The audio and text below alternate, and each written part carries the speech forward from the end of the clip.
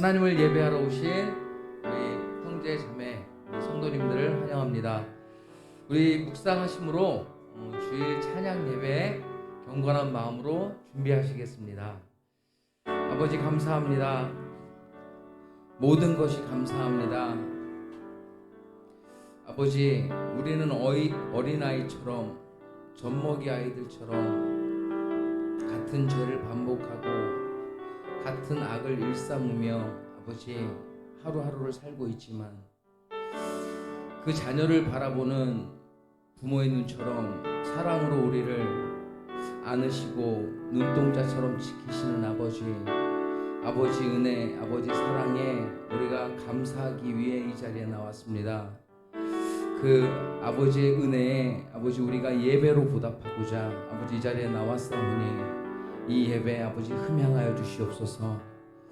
모든 것을 아버지께 의탁하오며 감사함으로 예수님 이름으로 기도드렸습니다. 아멘.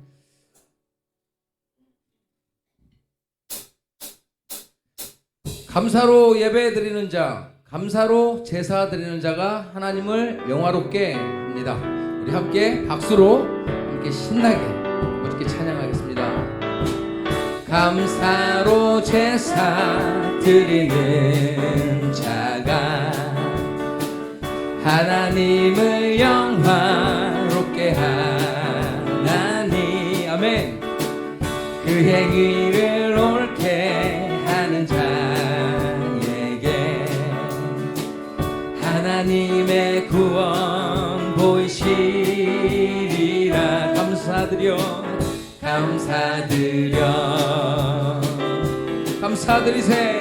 감사드리세 아버지께 감사로 제사를 찬송드리세 아버지께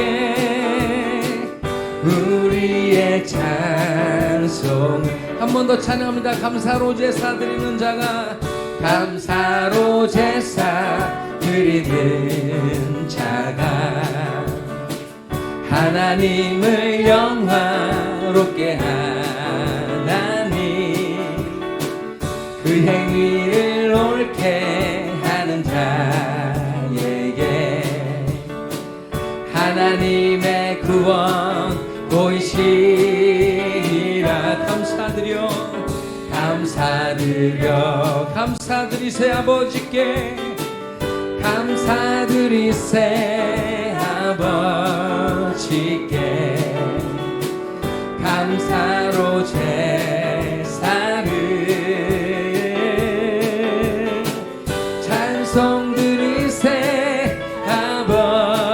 아버지께 우리의 찬송을 할렐루야 할렐루야 할렐루야 우리의 찬송을 찬양합니다. 할렐루야 할렐루야 할렐루야 영원토록 찬송을 할렐루야 할렐루야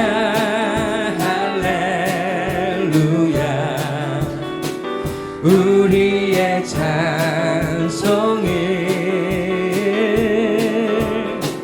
할렐루야 할렐루야 영원토록 찬송을 영원토록 감사를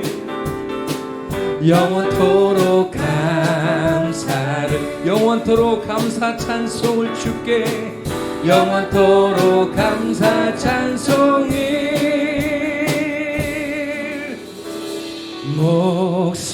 목소리 높여 주님을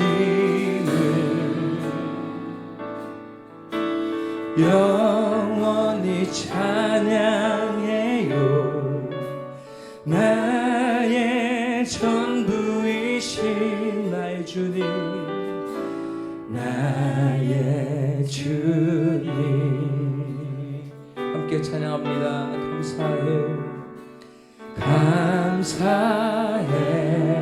감사해요. 주님의 사랑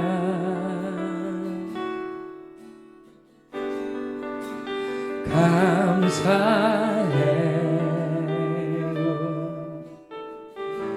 주님의 은혜 한 번 더 찬양합니다. 감사해요.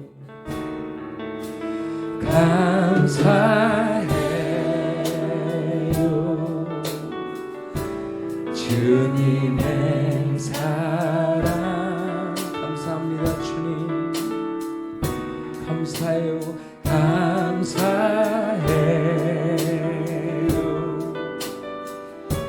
주님의 은혜 목소리 높여 주님을 찬양합니다.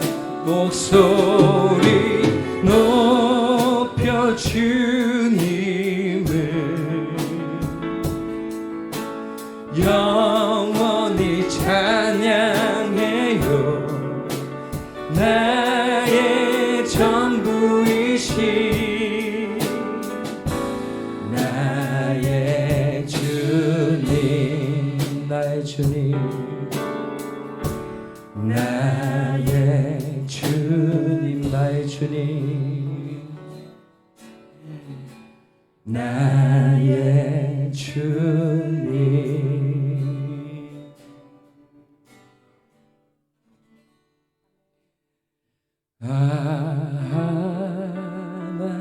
하나님의 은혜로 있을 때 없는 자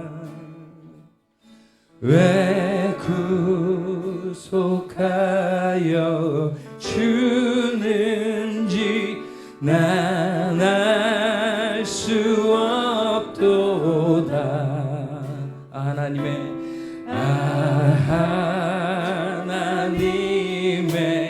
은혜로 있을 때 없는 자 왜 구속하여 주는지 난 알 수 없도. 내가 믿고 또 의지하는 하나님 내가 믿고 또 의지하는 내 모든 형편 잘 아는 주님 늘 돌보아 주실 것을 나는 확실히 아나. 하나님의 은혜로 하나님의 은혜로 있을 때 없는 자 내 구속하여 주는지 난 알 수 없도다. 내가 믿고 의지하는 내가 믿고 또 의지함은 내 모든 형편 잘 아는 주님 늘 돌보아 주실 것을 나는 확실히 아네. 왜 내게 성령 주셔서 왜 내게 성령 주셔서 내 마음을 감동해 주 예수 믿게 하는지 난 알 수 없도다. 내가 믿고 또 의지하면 내가 믿고 또 의지함은 내 모든 형편 잘 아는 주님 아멘. 늘 돌보아 주실 것을 나는 나는 확실히 하네. 내가 믿고 또 의지하는 내 모든 형편 잘 아는 주님 늘 돌고 와주실 것을 나는 확실히 아네.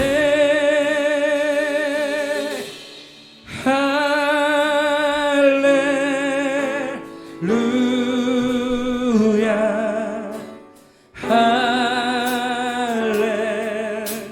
할렐루야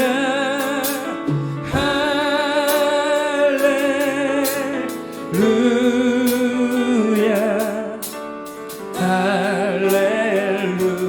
할렐루. 함께 찬양합니다. 먼저 그 나라와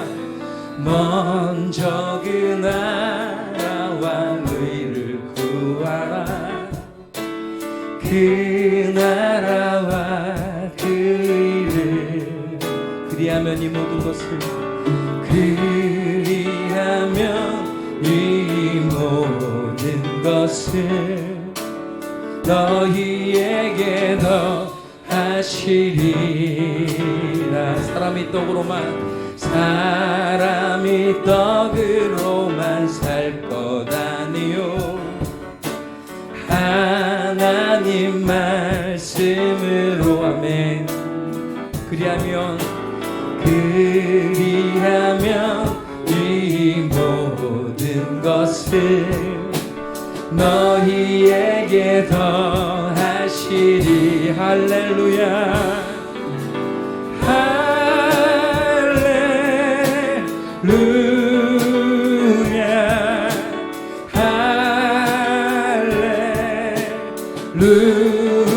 할렐루야 할렐루야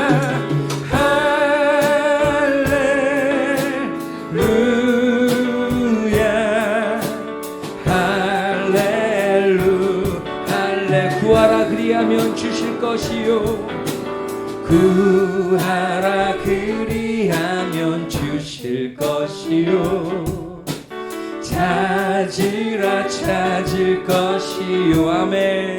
두드리라 문이 열릴 것이니. 할렐루 구하라 그리하면 주실 것이요 구하라 그리하면 주실 것이요 찾으면 찾을 것이요. 아멘. 두드리라 문이 열릴 것이니. 할렐루 함께 찬양합니다. 할렐루야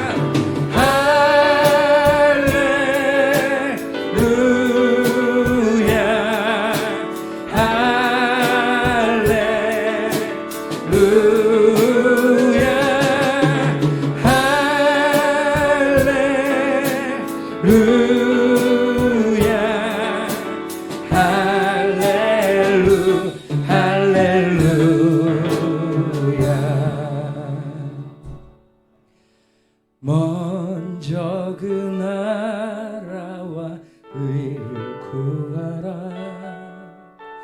그 나라와 그 의를 그리하면 이 모든 것을 너희에게 더하시리라.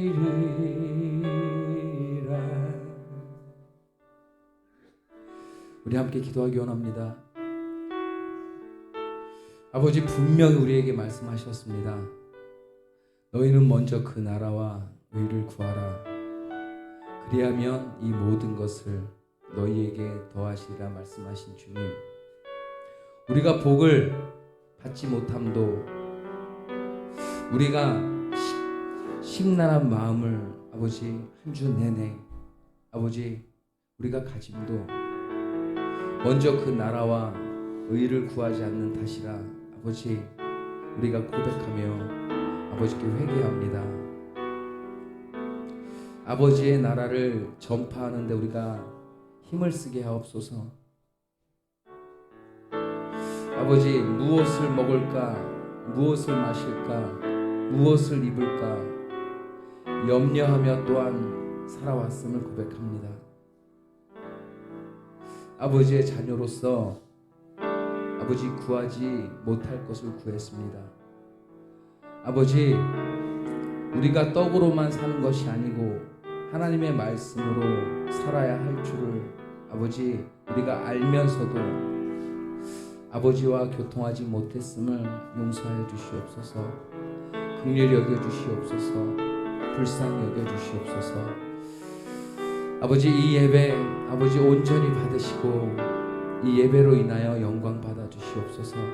우리 들을 것이 찬양과 예배뿐임을 아버지 고백합니다. 이 예배 아버지 흠양하시고 기뻐하여 주시옵소서. 감사하오며 우리 주 예수 그리스도의 이름으로 기도드립니다. 우리 묵상하심으로 예배 준비하시겠습니다.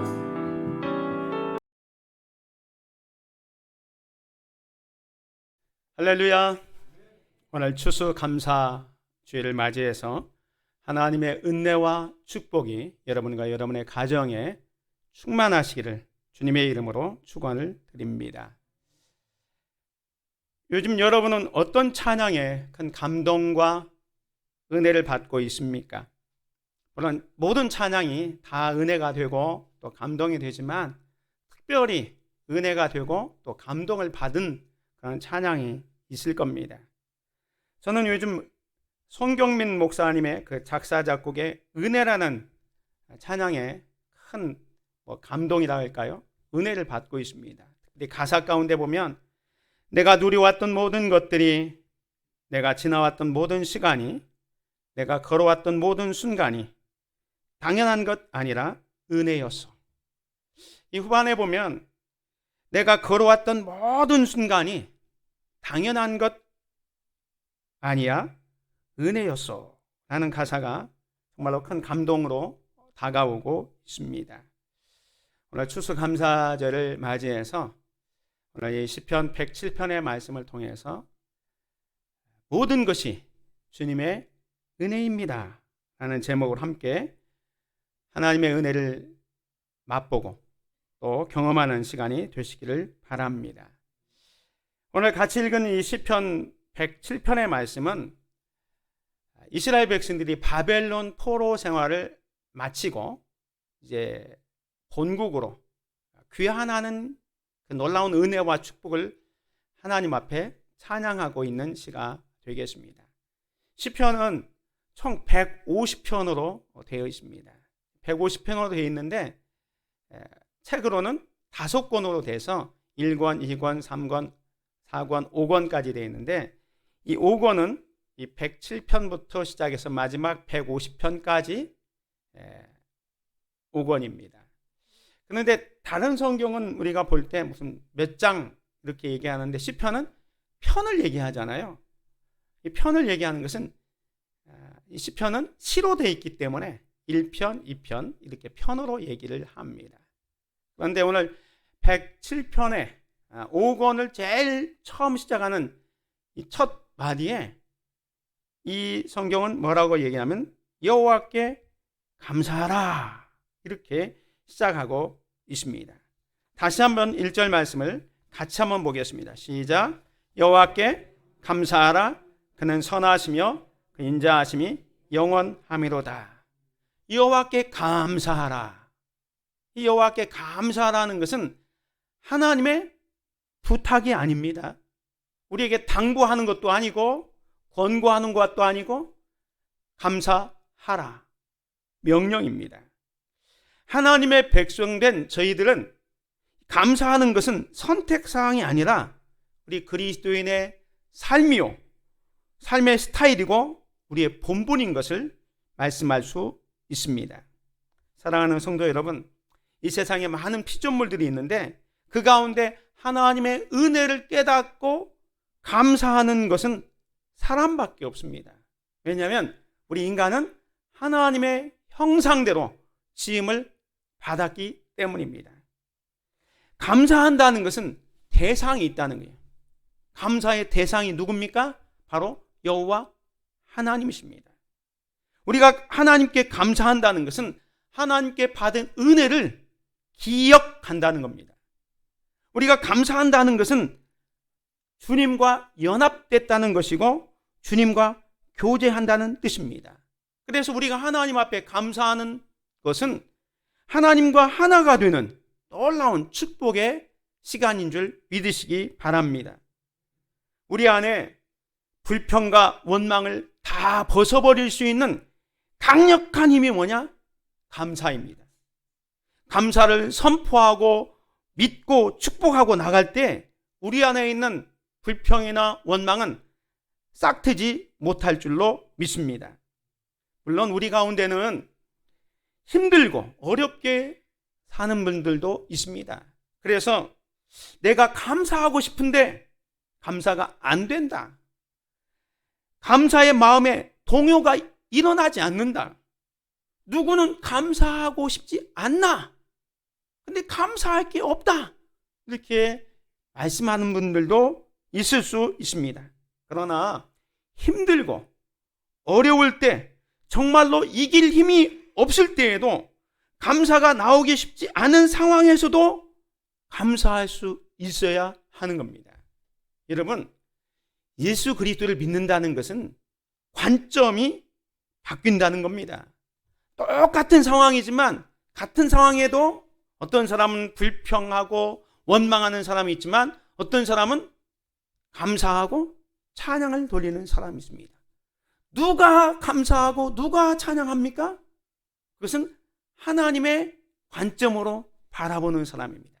똑같은 상황인데도 믿음의 사람들은 세상의 관점, 사람의 관점으로 보는 게 아니라 하나님의 관점으로 보니까 어떤 상황에서도 범사에 감사할 수 있는 것입니다. 사랑하는 성도 여러분, 감사는 우리 인생에게 주어진 최고의 특권입니다. 그래서 이 감사하는 삶은 행복과 비례하고요. 감사하는 삶은 믿음의 성숙과 비례합니다. 감사는 우리의 행복과 기쁨과 같이 간다는 겁니다. 우리 주변에 혹시 감사하지 않는 사람이 행복한 거 봤습니까? 감사하지 않는 사람의 얼굴에 기쁨이 충만한 것 보셨습니까? 감사하는 사람이 행복하고 감사하는 사람이 천국의 기쁨을 누릴 줄로 믿습니다. 내가 어떤 조건 때문에 감사하는 것이 아니라 감사는 어떤 조건이나 상황에 상관없이 하나님 한 분만으로 감사하는 겁니다. 하나님 때문에 하나님의 존재 자체만으로 하나님의 성품만으로도 감사할 수 있는 사람이 성숙한 신앙인, 그런 사람이 또 참된 감사를 할 수 있는 것입니다. 오늘 본문의 1절에 여호와께 감사하라. 그는 선하시며 그 인자하심이 영원함이로다. 하나님의 성품을 얘기할 때 하나님이 선하다 말씀합니다. God is good. 하나님은 좋으신 분이다. 이렇게 말씀합니다. 그 선하다라는 말씀이 히브리 말로는 토브입니다. 영어로 good. 좋았더라, 완벽하다, 아름답다라는 말입니다. 하나님은 선하시다는 겁니다. 하나님이 선하시다. 하나님이 좋으신 분이다. 여러분은 하나님의 많은 속성들이 있는데 어떤 속성이 가장 여러분의 마음에 드십니까? 저는 하나님의 선하심, God is good. 하나님은 좋으신 분이다. 하나님은 선하신 분이다. 라는 게 마음이 확 다가옵니다. 왜냐하면 하나님은 좋으신 분이기 때문에 우리를 항상 선한 길로 선택하시고 선한 길로 인도하시고 항상 좋은 것으로 주시는 분이기 때문입니다. 그 하나님을 찬양할 수 있기를 바랍니다. 하나님은 절대 선하십니다. 하나님의 선이 어제나 오늘이나 영원토록 변함없다는 겁니다. 그런 믿음을 가지고 있는 사람은 흔들림이 없습니다. 두려움이 없습니다. 안정감 있게 생활할 수가 있습니다. 그런데 만약에 하나님이 어떤 때는 선하고, 즉 어떤 때는 좋은 분이고 어떤 때는 악한 분이다, 절대 선이 아니고 상황과 어떤 여건에 따라서 하나님의 성품이 자꾸 바뀐다고 생각하면 우리의 신앙생활은 불안할 수밖에 없습니다. 그런데 하나님은 선하신데 그 선하심이 오늘 본문에 보면 영원하다, 어제나 오늘이나 영원토록 동일하다 라고 말씀하고 있습니다. 하나님은요, 천지 만물을 창조하시고 첫째 날에 보시기에 좋았더라, 그게 바로 토부입니다. 첫째 날도 좋았더라, 둘째 날도 좋았더라, 토부. 셋째 날도 좋았더라, 마지막 날 인간을 창조하시고 보시기에 매우 좋았더라, 토부. 하나님은 선하시다, 이렇게 말씀하고 있는 것입니다. 하나님은요, 언제 어디서나 무슨 일이든지 영원히 선하시다는 사실을 믿으시기 바랍니다. 근데 악한 마귀는요, 악하기 때문에 우리 인간이 잘 되는 것을 원하지 않아요.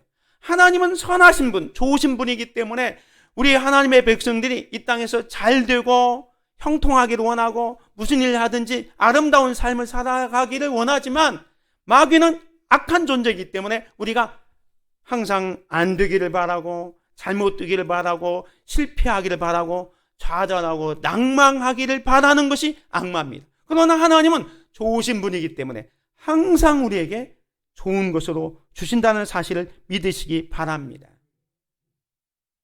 그 하나님의 선하심이 우리의 삶 속에 나타날 때는 인자하심으로 나타납니다. 그 선하신 하나님의 성품이 우리 가운데 나타날 때는 인자하심, 이거 히브리 말로 헤세드인데요, 은혜, 사랑, 자비로 번역할 수 있습니다. 무슨 말이냐면 하나님의 그 선하심이 우리의 삶 속에 나타날 때는 하나님의 사랑으로, 하나님의 은혜로, 하나님의 자비로 나타난다는 거예요. 근데 그 하나님의 인자하심이 영원하다라고 말씀하고 있습니다. 하나님은 우리를 사랑하시되 끝까지 사랑하십니다. 변함없이 사랑하십니다. 하나님은요, 언약의 근거에서, 즉 하나님의 약속의 근거에서 우리에게 영원토록 인자하십니다. 사랑을 베푸신다는 거예요. 그래서 오늘 시편 기자는 여호와께 감사하라, 그는 선하시며 그 인자하심이 영원하미로다, 이렇게 찬양하고 있는 겁니다. 자, 그렇다면 오늘 저와 여러분이 하나님 앞에 그 감사의 찬양을 드려야 될 당위성, 어떻게 보면 이유라고 할까요? 그것을 오늘 본문 2절 3절에서 이렇게 얘기합니다. 여호와의 속량을 받은 자들은 이같이 말할지어다. 여호와께서 대적의 손에서 그들을 속량하사 동서남북 각 지방에서부터 모으셨도다. 여기 보면 우리가 하나님 앞에 감사를 드려야 될 이유를 설명하는데, 여호와의 속량을 받은 자들은 이같이 말할지어다. 여호와께서 대적의 손에서 그들을 속량하사. 이 시편 107편의 말씀은 이스라엘 백성들이 바벨론 포로 생활을 70년 동안 하고 마치고 귀환한 것을 노래한 찬양시라고 말씀드렸습니다. 이게 보면 여호와께서 대적의 손에서 그들을 속량하셨다는 것은 대적, 바벨론의 그 포로 생활에서 이스라엘 백성들을 속량, 건져 주셨다는 거예요. 이 속량이라는 말은 뭐냐면 노예나 이 포로를 대가를 주고 사서 자유롭게 하는 것을 말합니다. 이 포로나 노예는 자기 스스로 자유를 사줄 수가 없어요. 자기 몸값을 누군가가 지불해 줘야 자유롭게 되는데, 누군가가 자기를 자유롭게 하기 위해서 이 돈을, 대가를 치루어 주어서 자유롭게 되었을 때 쓰는 단어가 속량입니다. 여호와 하나님께서 우리를 속량해 주셨다는 것은 하나님께서 이스라엘 백성들을 애굽에서 해방시켜 내는 것과 바벨론 포로지에서 해방시켜 낸 것을 오늘 시편 기자는 속량시켜 주셨다라고 말씀합니다. 그 하나님의 속량을 받은 자들은 다 이같이 말할지어다. 속량을 받았기 때문에, 구원을 받았기 때문에 하나님을 찬양하고 하나님께 영광을 돌려야 된다, 이렇게 얘기하고 있습니다. 오늘 저와 여러분들은 이 속량이라는 단어를 예수 그리스도께서 십자가를 지시고 구속해 주신 사건을 이야기할 때도 속량이라는 단어를 씁니다. 대속의 은혜를 받았다라고 얘기하죠. 그래서 에레미야 31장 11절에는 하나님께서 그의 백성들을 고난과 속박 속에서 속량하시는 분으로 소개하고 있습니다. 하나님께서 내가 너희를 고통과 아픔 속에서 속량했다 라고 말씀하고 있습니다. 사랑하는 성도 여러분, 하나님은요 변함없는 선하심으로 돌보시고 인도하시는 영원한 분이신 것을 믿으시기 바랍니다. 하나님은 풍성한 사랑으로 나의 생명값을 지불해 주셔서 속량, 구원해 주셨기 때문에 우리가 하나님 앞에 감사와 찬양, 영광을 돌리는 것입니다. 자, 그렇다면 오늘 하나님께서 그 인자하심이 우리에게 어떻게 나타났는가?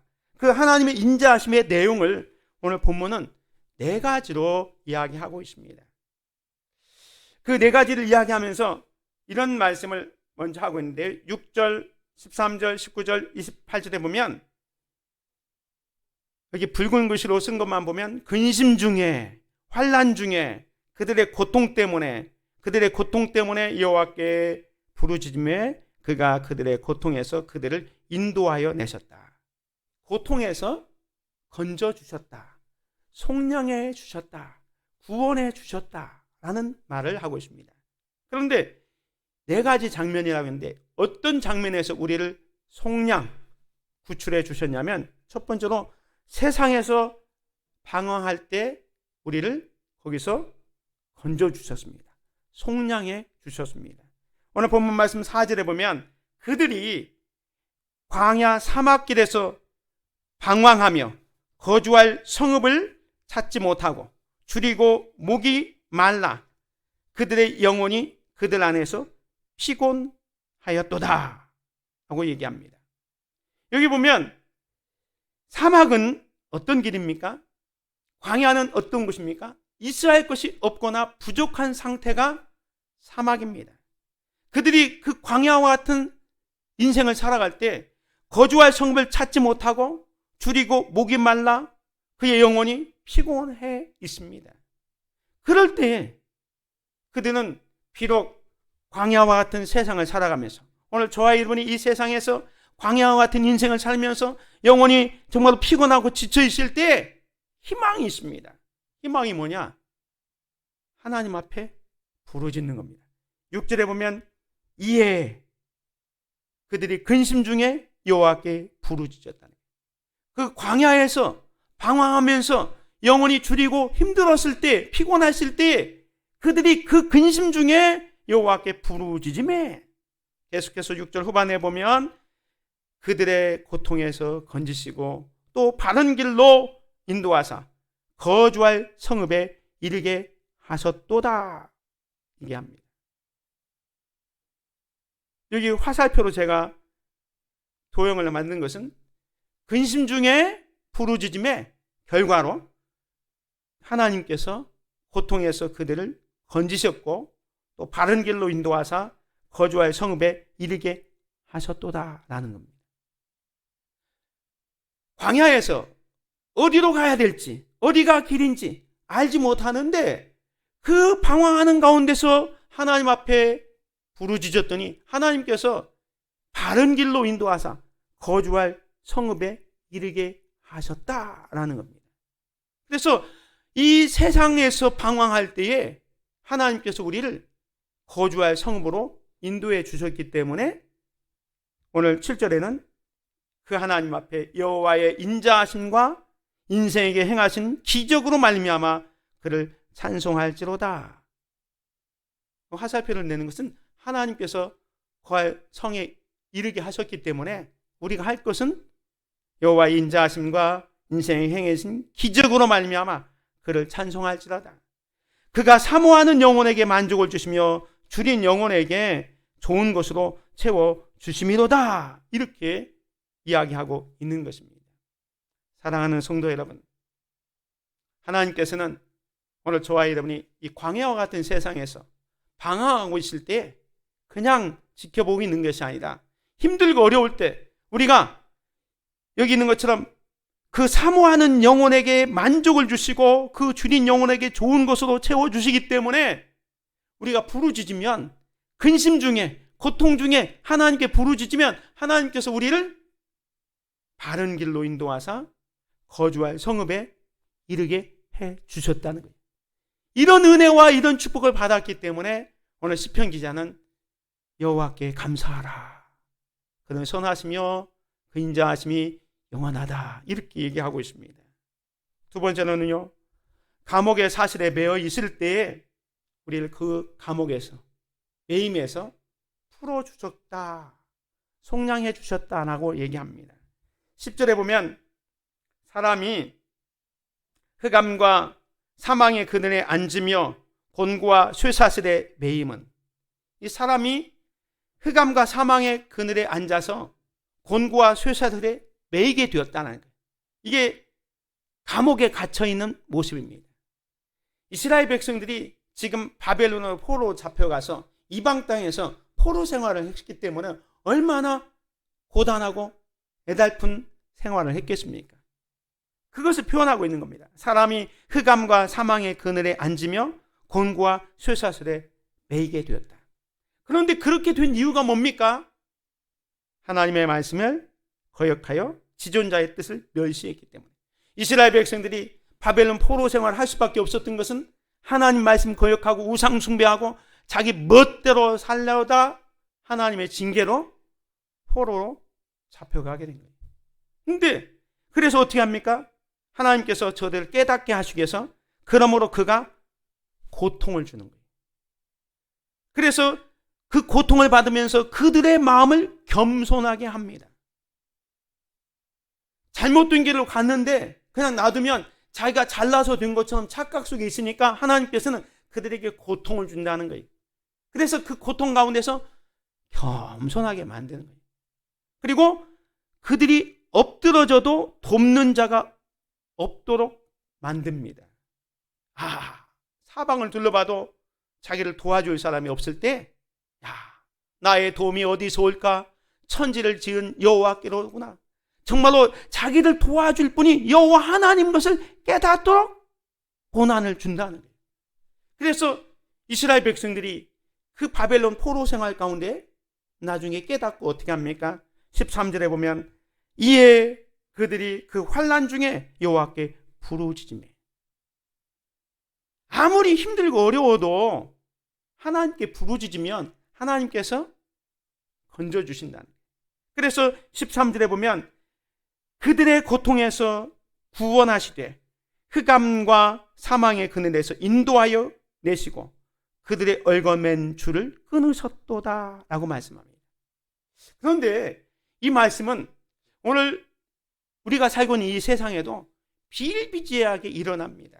많은 사람들이 하나님의 말씀을 순종하지 않고 지존자를 거역하면서 살아가려고 합니다. 왜? 자유롭게 살고 싶어서. 나는 하나님 없이도 살 수 있습니다. 하나님 뜻과는 다르게 살아가려는 사람들이 많이 있어요.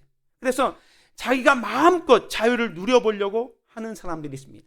자기 마음껏 자기 행동을 하려고 합니다. 그런데 얼마 가지 않아서 그들은 오늘 본문에 있는 것처럼 그런 매임을 받고 영적인 감옥에 갇히는 경우가 종종 있습니다. 어떤 사람들은요, 자기가 이 술을 통해서, 술을 먹는 것을 통해서 자유를 얻으려고 합니다. 그런데 술을 먹는 것은 자기 자유지만 그것을 많이 막아서 오히려 나중에 보면 술의 중독자가 되는 사람들이 있습니다. 알코올 중독이라 그러죠. 알코올 중독이라는 감옥에 갇히는 사람들이 있습니다. 또 어떤 사람은요, 물건을 막 이렇게 사들입니다. 막 쇼핑 중독이죠. 물건을 많이 사는 것은 괜찮은데 그게 중독이 돼가지고 경제를 망치고 나중에 자기 삶이 망가집니다. 쇼핑 중독에 빠집니다. 또 어떤 사람은 과식 중독, 막 무작위하게 먹는 것을 통해서 이제 자유를 얻으려고 하는데 과식 중독, 또 드라마에 빠지는 드라마 중독, 마약 중독, 성 중독, 이런 중독이 있는 거예요. 자유를 얻으려고 막 취하는데 오히려 그것들이 자기에게 영적인 감옥으로 다가오는 겁니다. 그런데 그 가운데 있더라도 오늘 있는 말씀처럼 이에 그들이 그 환난 중에서 여호와께 부르짖었더니 그들의 고통에서 구원하시고 흑암과 사망의 그늘에서 인도하여 내시고 그들의 얽어맨 줄을 끊으셨도다. 영적인 감옥을 다 파괴시켰다는 거예요. 그러니까 이 시편 기자는 15절에서 이렇게 얘기합니다. 여호와의 인자하심과 인생에게 행하신 기적으로 말미암아 그를 찬송할지로다. 그가 논문을 깨뜨리며 쇠빗장을 꺾으셨음이로다. 만약 감옥에 있는 그 문을 깨뜨리고 쇠빗장을 꺾어서 해방시켜 주셨다는 거예요. 그런 은혜를 경험했기 때문에 여호와께 감사하라. 그는 선하시며 그 인자하심이 영원하다. 이렇게 찬양하고 있는 겁니다. 세 번째로는 질병으로 죽게 되었을 때 그 질병으로부터 구출해 주신 것, 속량해 주신 은혜에 대해서 찬양하고 있습니다.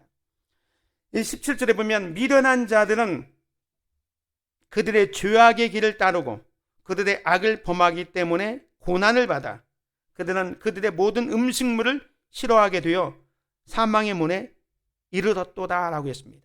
여기 미련한 자들은 그냥 지식이 부족한 자를 의미하는 게 아니라 영적으로 하나님 없이도 살 수 있다.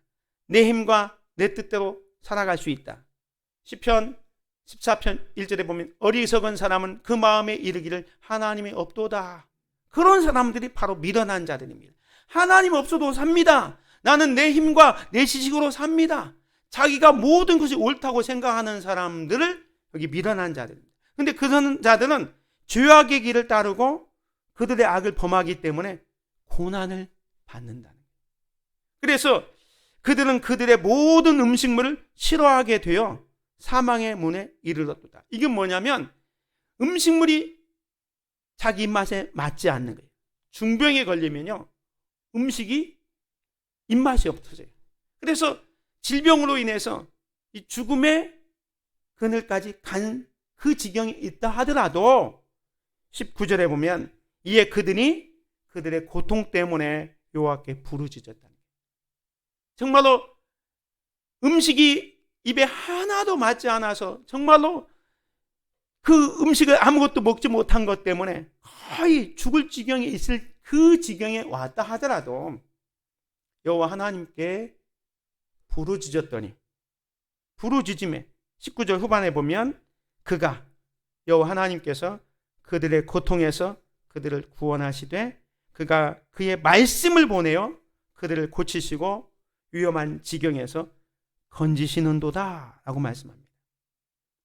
질병 가운데 있을 때에 부르짖었더니 하나님께서 그들을 구원해 주셨다, 속량해 주셨다라고 말씀하고 있고 그들을 고치시고 위험한 지경에서 건지셨도다라고 말씀합니다. 그런데 그 고통 가운데 있는 자들을 그 고치시고 또 위험한 지경에서 건지는 도구가 뭐냐?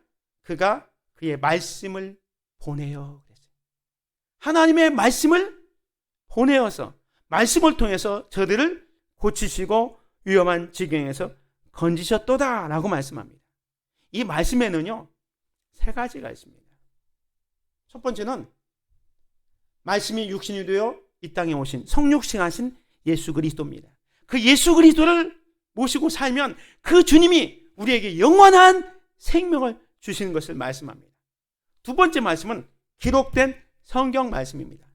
우리가 하나님의 말씀을 읽고 또 그 말씀을 묵상하고 그 말씀대로 살면 그 하나님의 말씀이 우리 영혼의 양약이 되어서 우리의 질병을 고치시고 치유하시는 효과가 있다는. 세 번째 말씀은 선포되어지는 말씀입니다. 지금 목사님의 말씀을 선포되는 것처럼 누가 전해드리든 간에 하나님의 말씀이 선포되어질 때 듣는 청중들이 저 말씀은 나에게 주시는 말씀이구나 라고 받아들일 때에 그 말씀이 그 사람에게 영혼을 고치는, 위험한 지경에서 살리는 생명의 말씀으로 다가온다. 이것을 깨달았기 때문에 이 시편 기자는 21절에 뭐라고 말하고 있나?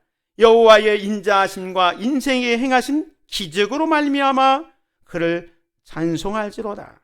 감사제를 드리며 노래하여 그가 행하신 일을 선포할지어다. 그 질병 가운데서 말씀을 보내서 고쳐주시고 치료해 주신 그 하나님 앞에 그 인자하심과 기적으로 말미암아 찬양하겠다. 감사제를 드리겠다. 그가 행하신 일을 선포하겠다. 이렇게 얘기를 하고 있는 겁니다. 마지막 네 번째로는 인생의 풍랑을 만났을 때 그 풍랑 속에서 우리를 건져주셨다, 구원해 주셨다, 속량해 주셨기 때문에 그 하나님을 찬양하고 그 하나님께 감사를 드린다라는 겁니다. 오늘 본문 말씀 23절에 보면 배들을 바다 위에 띄우며 큰 물에서 일을 하는 자는 누굽니까?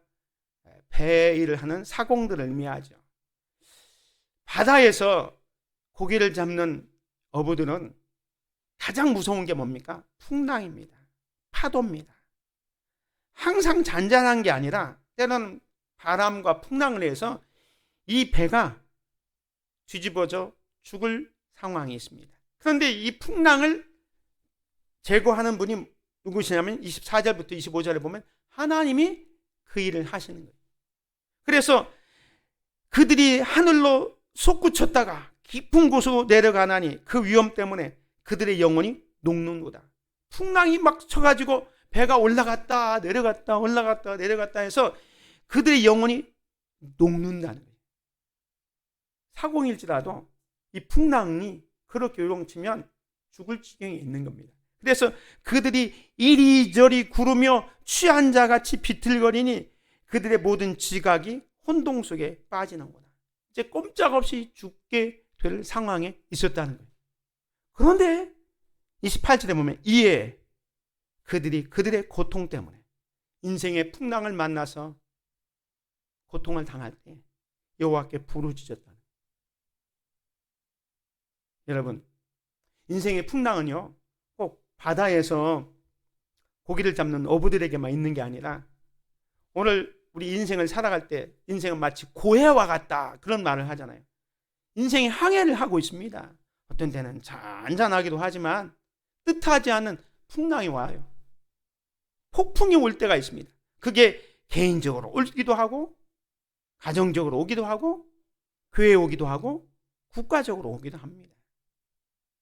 그런 풍랑이 왔을 때에 우리가 거기서 살아갈 수 있는 방법은 여기 있는 것처럼 이에 그들이 그들의 고통 때문에 여호와께 부르짖는 겁니다. 여러분들이 가정적으로, 개인적으로, 교회적으로, 국가적으로 어려움이 있을 때, 인생의 풍랑을 만났을 때 우리가 할 수 있는 것은 하나님 앞에 SOS를 치는 거예요. 주여, 우리를 구원하여 주옵소서.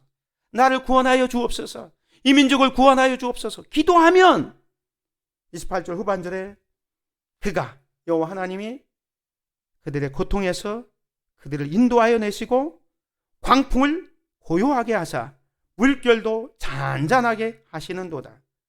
그들이 평온함으로 말미암아 기뻐하는 중에 여호와께서 그들이 바라는 항구로 인도하시는도다.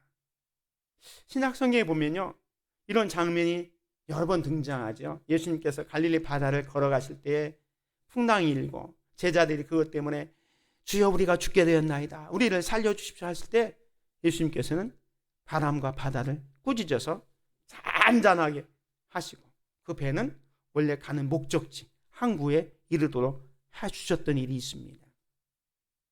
우리 인생의 풍랑을 만날 때 거기서 좌절하고 낙심하지 않고 하나님 앞에 부르짖으면 하나님께서 우리를 인도하여 주셔서 그 광풍을 고요하게 하시고 물결도 잔잔하게 하시고 또 평온함으로 말미암아 기뻐하는 가운데서 우리가 원하는 항구로 우리를 인도해 주실 것이다 말씀합니다. 그런 은혜를 지금 이 시편 기자가 경험했기 때문에 31절에 여호와의 인자하심과 인생에게 행하신 기적으로 말미암아 그를 찬송할지로다. 백성의 모임에서 그를 높이며 장로들의 자리에서 그를 찬송할지로다 이야기합니다.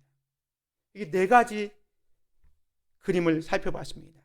첫 번째는 광야와 같은 사막에서 우리를 건져주시고, 영적 감옥에서 우리를 건져주시고, 죽음의 문짝에 드는 질병에서 건져주시고, 인생의 풍랑을 만났을 때 우리를 건져주신 그 성령의 은혜를 지금 이 시편 기자가 이야기하면서 반복되는 구절이 있어요.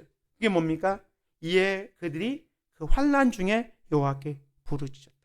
여기 6절과 13절, 19절, 28절에 보면 같은 말씀이 반복되고 있습니다. 여기는 13절인데 이에 그들이 그 환난 중에서 여호와께 부르짖었다. 그리고 이렇게 부르짖으니까 결과로 나온 게 뭡니까? 똑같은 단어가 또 4번 반복되는데 18절, 15절, 21절, 31절에 보면 여호와의 인자하심과 인생에게 행하신 기적으로 말미암아 그를 찬송할지로다. 광야에서 바른 길을 인도하사 거주할 땅에 이르게 하시고, 감옥의 쇳문을 깨뜨려 보시고 해방시켜 주시고, 죽음의 문턱에 있던 자를 고쳐주셔서 건강함을 주시고, 풍랑 가운데 죽음 가운데 있을 때 그 풍랑을 잔잔케 하셔서 원하는 항구에 이르도록 하신 그 무엇을 이 시편 기자는 여호와의 인자하심이다, 하나님의 사랑이시다 이렇게 말씀합니다. 그것이 인생에게 행하신 기적이라고 얘기합니다. 기적이라는 것은요, 매번 일어나면 기적이 아니죠. 인간의 한계를 초월하는 일들을 우리는 기적이라고 합니다. 도저히 해결 방법이 없을 때 하나님 앞에 엎드려 기도했더니 하나님께서 다 해결해 주셨습니다. 그래서 시편 기자는 여호와의 인자하심과 인생에게 행하신 기적으로 말미암아 그를 찬송할지로다. 이 모든 것은 뭡니까? 하나님의 선하심과 기적이었습니다. 그래서 오늘 설교 제목을 이 모든 것이 주님의 은혜입니다, 이렇게 제가 잡은 겁니다. 처음에 시작하면서 은혜라는 찬양을 소개해드렸습니다. 내가 누려왔던 모든 것들이, 내가 지나왔던 모든 시간이, 내가 걸어왔던 모든 순간이 당연한 것 아니고 하나님의 은혜인 것을 믿으시기 바랍니다. 오늘 추수감사절을 맞이해서 하나님께서 지금까지 우리를 지키시고 인도해 주셨는데, 이 시간 하나님 모든 것이 주님의 은혜였습니다 고백할 수 있는 저와 여러분이 되시기를 주님의 이름으로 축원을 드립니다. 은혜로우신 아버지 하나님 감사합니다. 오늘 추수감사주일을 우리에게 허락해 주시고 지금까지 지내온 모든 것이 하나님의 은혜임을 고백하게 하시오니 진실로 감사를 드립니다. 우리가 힘들고 어려울 때도 주님은 전혀 우리를 외면하지 않고 하나님의 선하심과 인생에 행하신 기적으로 말미암아 우리를 이곳까지 인도해 주시니 진실로 감사합니다. 그 하나님 앞에 감사하며 찬양 올려드리는 우리들이 다 되게 하여 주옵소서.